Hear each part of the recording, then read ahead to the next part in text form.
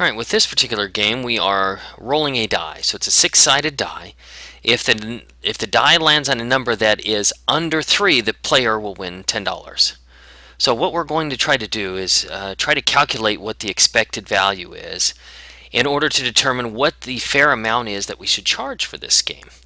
If we just allowed people to come in and start rolling the die, and every time they rolled a number under 3 they won, then we'd be losing money. So we want to create a game in which they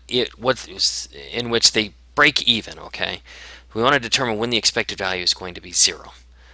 All right, so first of all, what we're going to do is, in order to calculate expected value, we're going to take the amount that we're going to win. In this case, it'll be $10.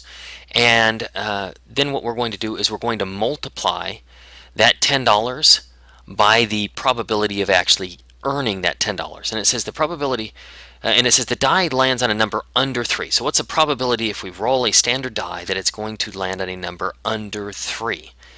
Well, the only numbers under 3 are 1 and 2, so we've got two different options. There are 6 total on a die. That would be 2/6. Notice I'm not going to reduce. I'm just going to plug it in the calculator just like that. That will make my life easier. Okay, now if we roll a number 3 or above, then it does the payout is 0, so we don't really need to worry about any of those.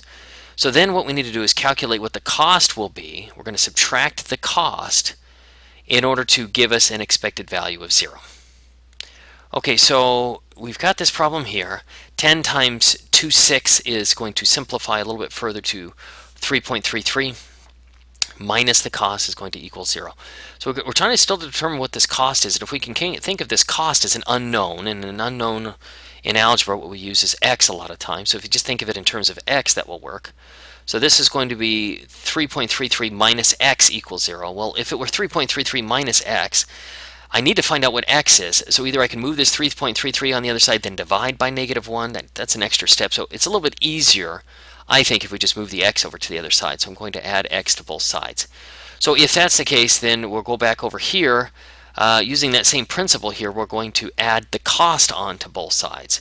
And if we add the cost onto both sides, then that will cancel out our costs here, give us a cost is going to equal 3.33. So what we should be charging on this one is $3.33 every time someone is to play this one. Over numerous attempts and numerous games, we'd end up breaking even. We wouldn't gain any money, we wouldn't lose any money. If we wanted to gain money, then what we'd have to do is charge more than $3.33, and that would allow us to gain money.